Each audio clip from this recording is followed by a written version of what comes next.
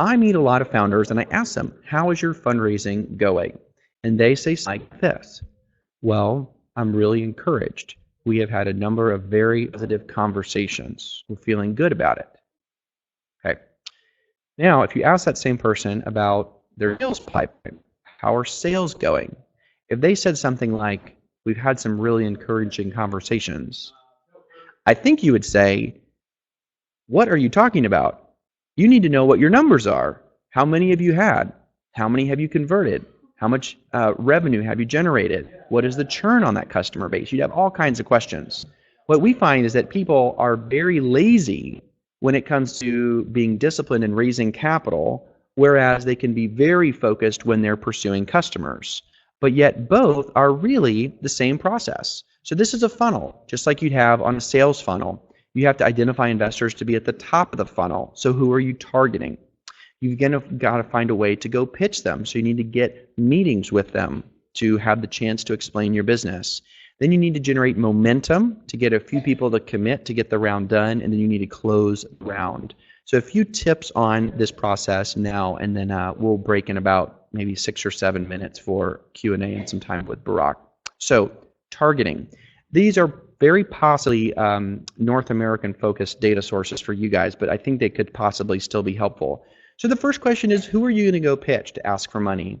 There are two tools that I like to use. One is CB Insights, which is for Crunchbase Insights. The other is AngelList. And these are databases of both companies as well as investors, but also importantly, they're also databases of investments. Meaning you can say, I live in Dubai and I'm looking for all the companies that raised between $1 million and $5 million in the last 12 months. And it should actually give you an exportable list of all of those companies. So then you see which companies raised money, and then for many of them, you can see who the investors were. So it's important to think about your overall close rate. For our last equity round, we began with a list of over 100 investors that we were going to pitch. We ended up actually pitching 46. We had in-person meetings with about 30. We then received 2 term sheets and closed 1. So we're really good at this, and we had a close rate of 2%. So let's say that you're like way better than I am, like you're going to be twice as good as I am, and you're going to close 4%. That means that you need, at least 25, 30 more meetings in order to close 1 investor. So you need a really long list of people. You need to qualify those people by saying, are they people that have invested in my city or country before? It's not required, but they're usually more comfortable if they have. Have they invested in my industry or product type before? Do they do enterprise SaaS? Do they do consumer products, whatever your company is?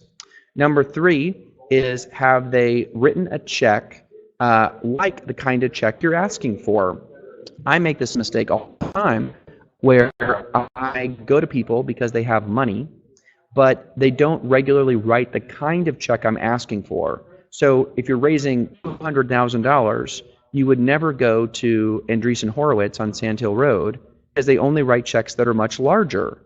Similarly, if you need $10 million, there are many angel investors that only write checks. So make sure you pitch people that write the kind of check you're asking for. And the last area is, are they actively writing checks? Many, especially venture capital firms and funds, go through seasons where they are not writing checks. They could be between funds, they could be conflicted out of your industry, a whole range of reasons. So they will not tell you that they're not writing checks because they want to keep the relationship open. But it will be a huge waste of your time if you go pitch people that are not actively writing checks. So apply some criteria to that list of people, rank them, and now you have your pitch deck. Now you have your targets. It should be at least 100, and they're ranked. Now the question is, how are you going to get meetings with these people? You probably don't know most of them. So in reverse order here, it's always great to get a warm referral or introduction. So networks like what Barack has put together and other entrepreneurial programs that may have mentors or advisors, those are great places to go to ask for introductions. So it's always great to get a warm referral. And if you've never been on this side of it before, I used to feel like I was imposing or I was a burden on people to ask them for an introduction. And then I started to realize that for me, for example, if one of you sent me your pitch deck and said, Evan, would you introduce me to someone at Excel Partners because I know they're investing in India and I think they could be a good fit. From my perspective, I used to feel kind of burdened, like, oh, I'm going to be imposing on Excel. I don't really know this person. Do I really want to send this intro? But I changed my thinking to actually believe that the goal, the purpose of a venture capitalist is to get deal flow, is to get more deals coming through so they can evaluate more deals and find the right ones. So the way I think about it is, if you send me a deck and it passes my quick muster, that it looks reasonable and you seem like a good, compelling person, I love to make the intros because I'm actually helping the venture capitalist by giving them more deal flow and giving them a chance to look at it. So I would be willing to ask people for referrals. Cold asks. Again, venture capitalists, their job is to get more deal flow. So do not be afraid of actually asking people cold.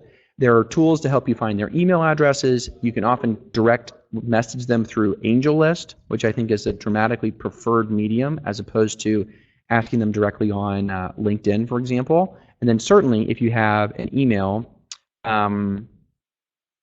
yeah, okay, cool. Business model canvas, first step in sending a PowerPoint presentation. Yeah, okay, let me talk to Varun's question right now about sending an investor a PowerPoint presentation. So the best way to do this, well actually, I'm going to make one more point, come back to that, and this might be relevant here for you. So the third point here on getting meetings is it's great to meet investors before you need money. Often we're scrambling, it's already time to raise money, we're desperately trying to find investors, and we're thinking, I really want to go pitch this person, but I've never met them before. So one trick is that we've tried that's worked pretty well is write the investors when you're not raising money.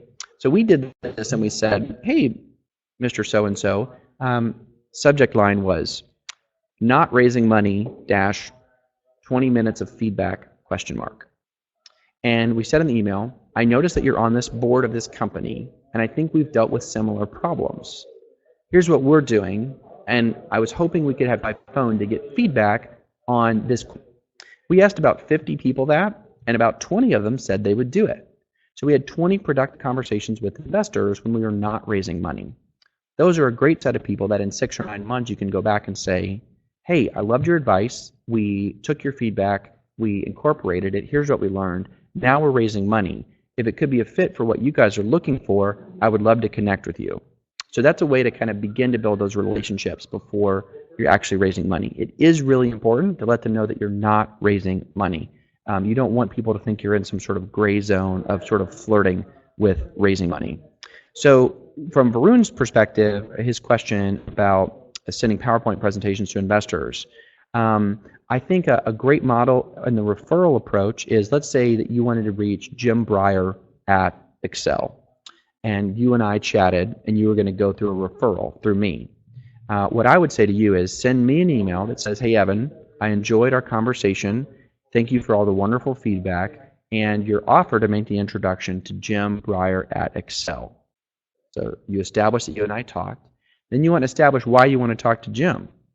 I really appreciated Jim's involvement in India over the years, and his investment in such and such company makes me think he could be a fit for what we're doing. As a reminder, I've included some basic information about our business below. And that could be some bullet points or maybe a 100-word description of your business. And then what I would do when you send me that email is I forward that email to Jim, and I say, Jim, can I connect you with Varun? Jim writes back yes or no. If he says yes, I reply all, copy Varun. If he says no, I write back to Varun and say, wasn't a fit for Jim. Then the ball's in your court to establish how you're going to connect with Jim if he takes you up on the introduction. I do think it's good to send over more information than less. Investors that are serious are likely to spend more time reading all your material. And then I also think it's important to say that in-person meetings are really important. This may be different where you guys are, but at least trying to get some FaceTime over Skype, if not in person, goes a long way.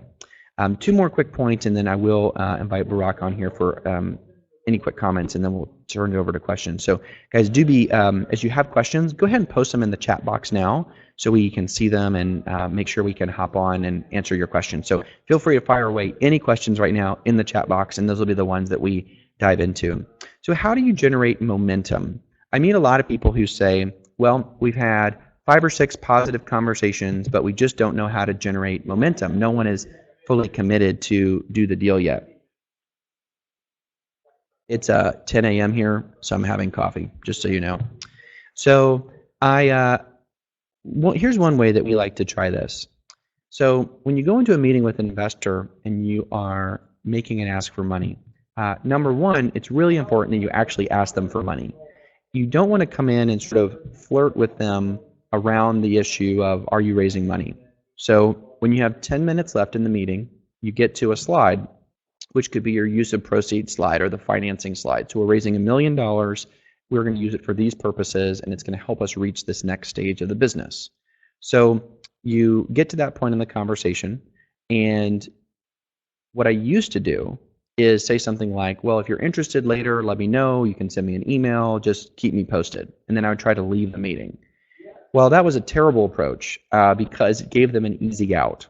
Instead, we really encourage you to actually make an ask for money. And one trick to do that is you say, 2 tricks here. So the first is, instead of saying, would you give me a check for $100,000? You can actually say, we're raising $1 million in a convertible note, and we are looking for great partners, and we think you could really be.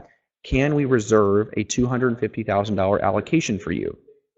Point number 1 there is you say, can I reserve an allocation for you? Instead of saying, can I count you in for $200,000? So by this language of saying, can I reserve the allocation for you, it puts them in a position of being more likely to say yes.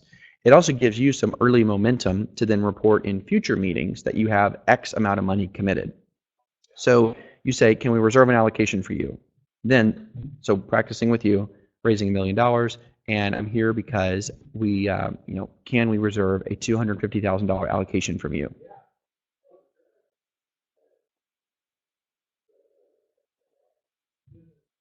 Did you feel how long that sip of coffee was? Okay, that's actually what you do. I wasn't just drinking my coffee. I was, but it made a point. The point is, I literally encourage you to have a glass of water, and after you ask someone for money, to take a long sip of that water glass. This sounds really silly, but what it does is it gets you to stop talking and forces the ball back into their court so that they are forced to give you an answer or an indicator of if they're likely to be in your round. They can either say yes or no, and they can tell you today or in a long time from now.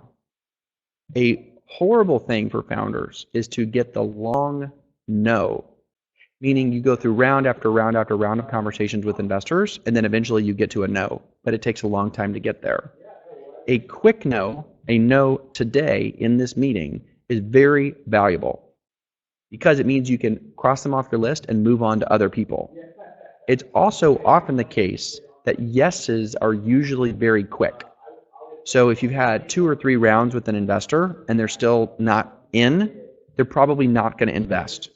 So try to get them to commit to a reserved allocation in that meeting and then take a sip of water. The last slide I'll put up here is just an example. This is a screenshot of a tool I use called Contactually. It's a CRM tool. You don't have to use this tool, but I want to just explain what this is. So here you can see the 6 or 7 stages in our last equity financing round.